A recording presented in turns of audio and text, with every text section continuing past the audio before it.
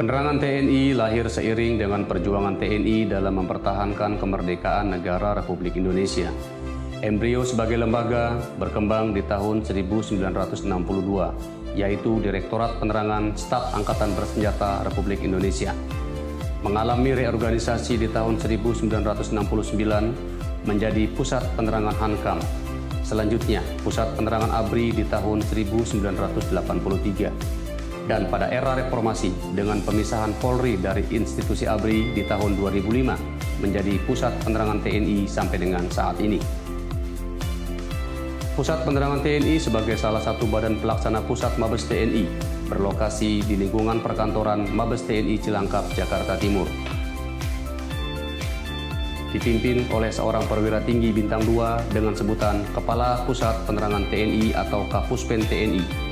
Memiliki seorang wakil Wakapuspen TNI perwira tinggi bintang 1 dan 7 orang kepala bidang berpangkat kolonel. Memiliki visi menjadikan pusat penerangan yang profesional dan menguasai serta mengendalikan informasi untuk kepentingan pencapaian tugas pokok TNI.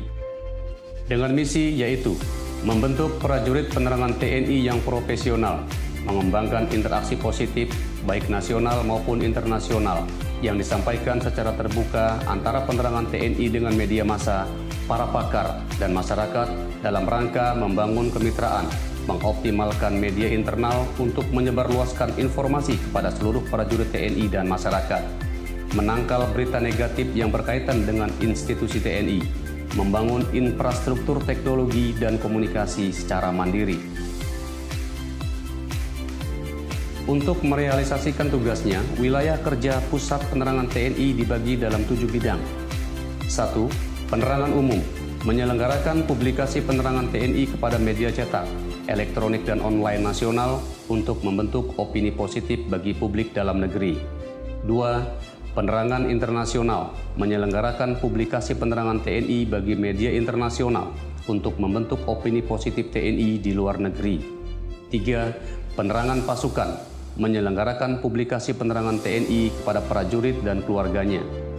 4. Media Center, menyelenggarakan pengelolaan informasi melalui pengumpulan dan analisa informasi. 5. Informasi internet, menyelenggarakan publikasi serta mengembangkan sistem informasi melalui internet. 6. Produksi dokumentasi, menyelenggarakan peliputan dokumentasi dan produksi dokumentasi penerangan TNI.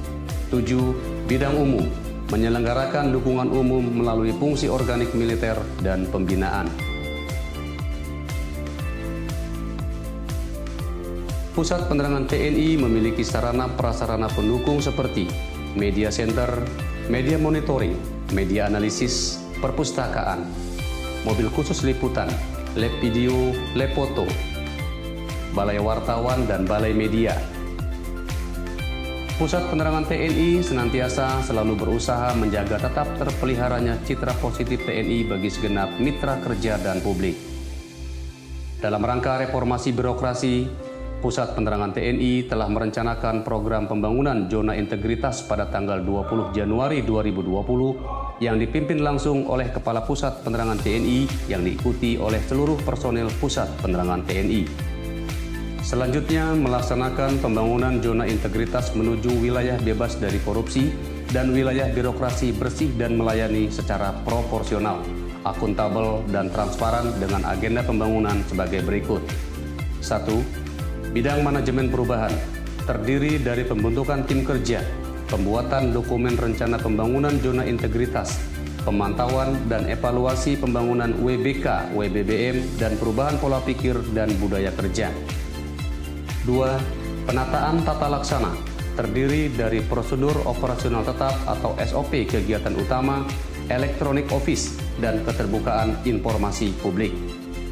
3. Penataan sistem manajemen sumber daya manusia, terdiri dari perencanaan kebutuhan pegawai sesuai dengan kebutuhan organisasi, pola mutasi internal, pengembangan pegawai berbasis kompetensi, penetapan kinerja individu, penegakan aturan disiplin, kode etik, kode perilaku pegawai, dan sistem informasi kepegawaian.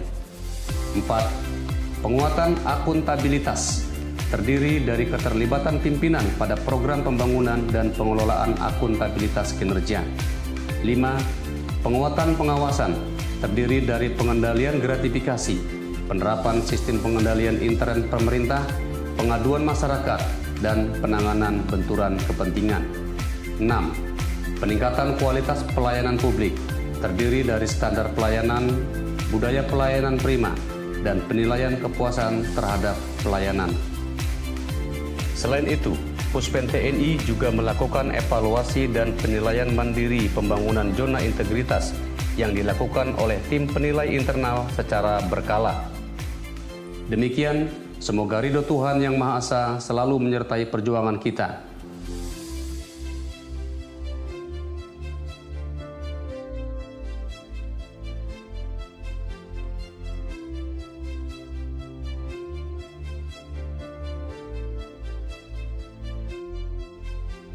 Kami, segenap warga Pusat Penerangan TNI berkomitmen mewujudkan Pusat Penerangan TNI menjadi wilayah bebas korupsi dan wilayah birokrasi bersih melayani. Puspen TNI bisa, luar biasa.